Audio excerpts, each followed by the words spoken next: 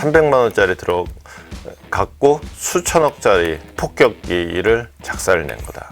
근데 작사를 냈느냐 안 냈느냐, 이게 논란의 핵심이었던 거죠. 상부 정지부장의 투시경. 유럽 나라들도 지금 무척 헷갈리는 이런 상황을 맞이하고 있는 것 같습니다.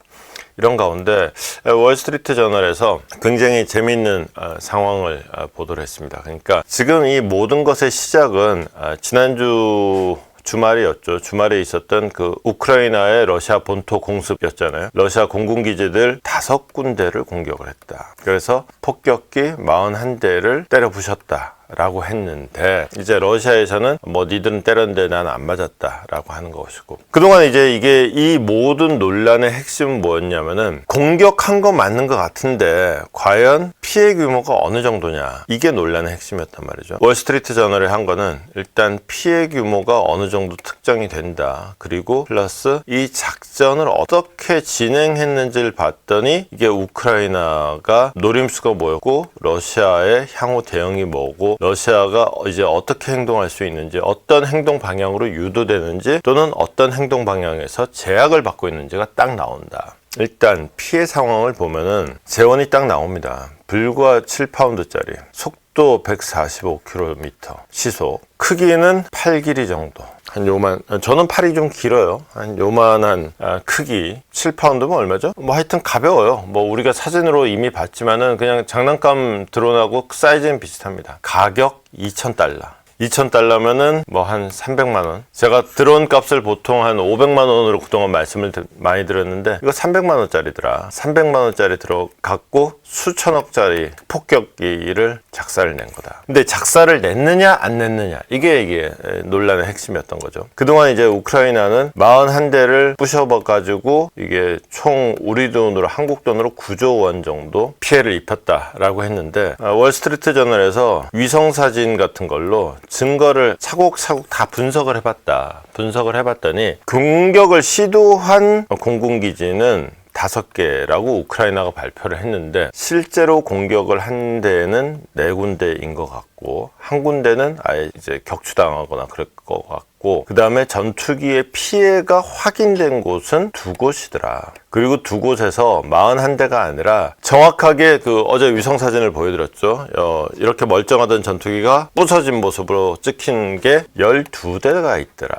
41대도 뻥이더라. 그러니까 눈으로 확인한 거, 증거로 확인된 거는 12대더라. 그러니까 사실은 한 4배 가까이, 이제 4배? 서너 배 과장해서 얘기를 했던 거죠. 뭐 전쟁에서 뭐 이겼으면 요만큼 이겼어도 이만큼 이겼다고 얘기하고, 사실은 다리가 부러졌으면서도 멀쩡해 지금 이러는 게 일상다반사이긴 합니다만, 41대라는 주장은 과장인 것 같고 12대인 것 같다. 근데 12대라 하더라도 이거는 전력에 치명적인 영향을 미친다. 특히나 이번에 집중적으로 부서진 전폭기 이 기종을 보면은 이게 지금 요즘에 생산을 안 하는 거기 때문에 부품 만드는 것도 어렵다. 요거 전파되지 않더라도 일부만 부서졌더라도 그거 부품 만들어다가 다시 채워넣으려면 그것만도 반년은 걸린다. 그러니까 반년 동안에 만약에 러시아가 진짜 대규모 전쟁을 벌여야 되는 상황이 되면은 이거 전력에 심각한 차질을 빚는다. 더 문제는 뭐냐.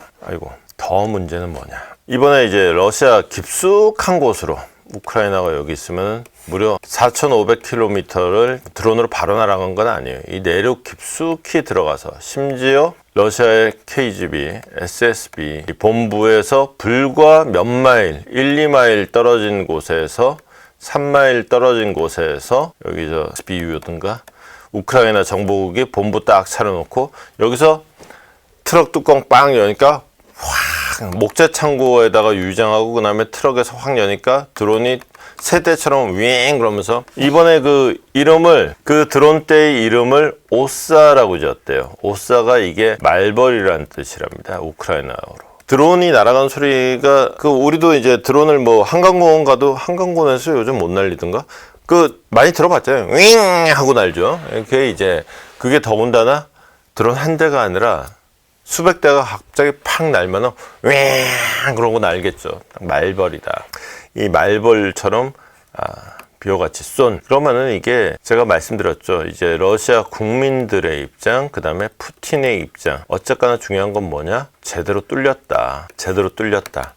이 상태에서 국민들로서는 불신이고 불안이죠. 불신과 불안은 푸틴에 대한 불신이고 불안이기도 해요. 이 불신과 불안을 안고 여기서 우크라이나하고 협상을 한다? 이거는 푸틴으로서는 정치적인 자멸행위예요. 너 진짜 이번에 제대로 맞았구나. 그러니까 그 격투기 보면은 이렇게 제대로 들어갔는데 나 괜찮아 막 이러고 있는 거 있죠.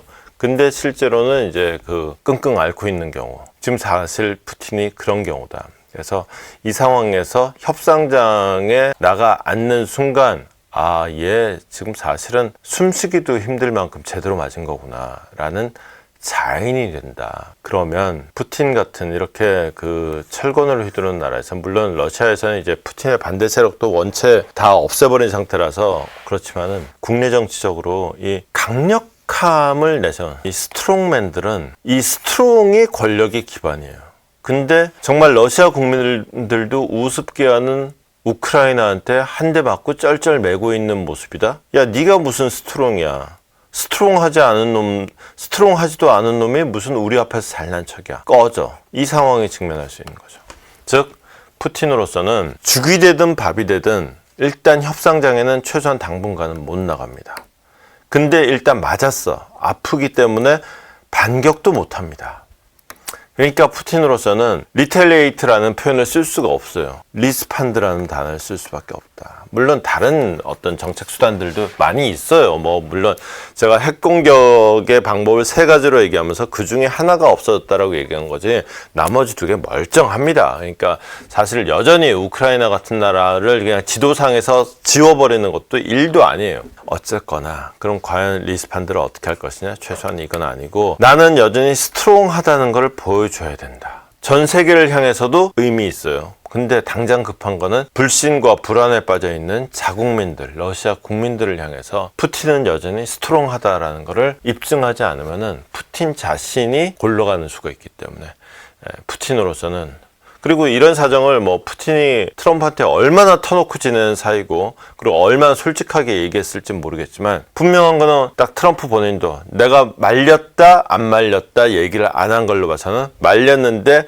씨알도 안 먹혔다 라는 반증으로 보인단 말이죠. 당연히 이런 상황에서 야야야 여기서 일 키우지 마라, 가만히 있어라, 참아라. 트럼프로서는 그랬겠지. 그러나 푸틴으로서는 여기서 아무것도 안 하고 넘어가면 나는 등신되고 더 이상 스트롱맨이 아니면 나는 쫓겨난다. 이 위기감을 동시에 겪고 있겠죠. 그 리액션이 어떻게 나올지는 사실은 좀 긴장할 만한 측면이 있는 것 같습니다. 여기서 정책 수단을 그동안 이미 전쟁 상태였잖아요.